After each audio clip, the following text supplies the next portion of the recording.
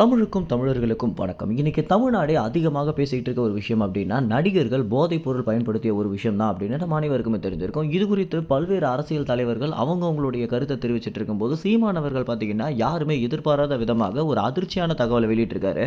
நடிகர்கள் பயன்படுத்துவது அப்படின்றது ஒரு தவறான முன்மாதிரியாக மாறிடும் அப்படின்னு நம்ம அனைவருமே உங்களை கடுமையாக திட்டிட்டு இருக்கும்போது, இவங்களுக்கு எப்படி இந்த போதைப் பொருள் கிடைச்சது அப்படின்ற ஒரு கேள்வியை நம்ம அனைவருமே கேட்க மறுக்கிறது அப்படின்றது ரொம்பவே கொடுமையான ஒரு விஷயம் அப்படின்னும், தற்போது அரசாங்கம் தமிழ்நாடை பொறுத்த வரைக்கும் இந்த போதைப் பொருள் பயன்பாட்டை தடுத்து நிறுத்தணும் அப்படின்னு எந்த ஒரு நடவடிக்கையுமே எடுக்காம இருந்துட்டு இருக்காங்க. பள்ளி வாசல்கள்ல, கல்லூரி வாசல்கள்ல மிட்டாய் அப்படின்ற பேர்ல கஞ்சா கிடைக்குது அப்படின்னும், இன்னொரு பக்கம் டன் கணக்குல கப்பல்கள்ல இந்த போதைப் பொருட்கள் வந்து இறங்குது. இது எங்கிருந்து வருது, யார் அனுப்புறாங்க, யார் இதற்கு பின்னணியில் இருக்காங்க அப்படின்ற எந்த ஒரு கேள்வியுமே கேட்காம இதை பயன்படுத்திய நடிகர்கள் மேல மட்டும் குற்றச்சாட்டு செலுத்தி அவங்கள சிறைக்கு தள்ளுறது அப்படின்றது ரொம்பவே கொடுமையான ஒரு விஷயம் அப்படின்னு சீமானவர்கள் பார்த்தீங்கன்னா ஸ்ரீகாந்த் குறித்து தன்னுடைய கருத்தை தெரிவிச்சிருக்காரு. அது மட்டும் இல்லாம இன்னொரு அதிர்ச்சியான ஒரு விஷயம் என்ன சொல்லியிருக்காரு அப்படின்னா, பாடகி சுசித்ரா சொல்லியிருக்க மாதிரி இந்த போதைப் பொருள் கலாச்சாரம் அப்படின்றது ரொம்ப நாட்களாகவே நடிகர்கள் மத்தியில் இருந்துட்டு தான் இருக்கு அப்படின்னும், நடிகர்கள்னு மட்டும் இல்லாம தற்போது ஒரு பள்ளி சிறுவனுக்கு கூட போதைப் பொருள் கிடைக்குது அப்படின்னா நம்ம எந்த மாதிரி ஒரு கொடுமையான காலகட்டத்தில் இருக்கோம் அப்படின்னு ஒவ்வொருத்தருமே சிந்திச்சு பார்க்கணும். இந்த நடிகர்கள் மேல செலுத்துற கவனத்தை விட்டுட்டு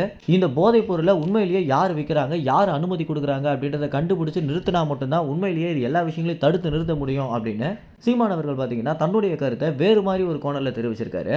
வெறும் நடிகர்களையும் இதை பயன்படுத்துறவங்களையும் குற்றச்சாட்டு செலுத்துறதை விட்டுட்டு இதற்கு ஆணிவேராக இருக்கக்கூடிய ஆளுங்கட்சி மேல தன்னுடைய முழு ஆதங்கத்தையுமே செலுத்தியிருக்காரு சீமான். மேலும் இந்த தகவல் குறித்து என்ன நினைக்கிறீங்க அப்படின்ற உங்களுடைய கருத்துக்களை கமெண்ட்ஸ்ல தெரிவிங்க. நன்றி, வணக்கம்.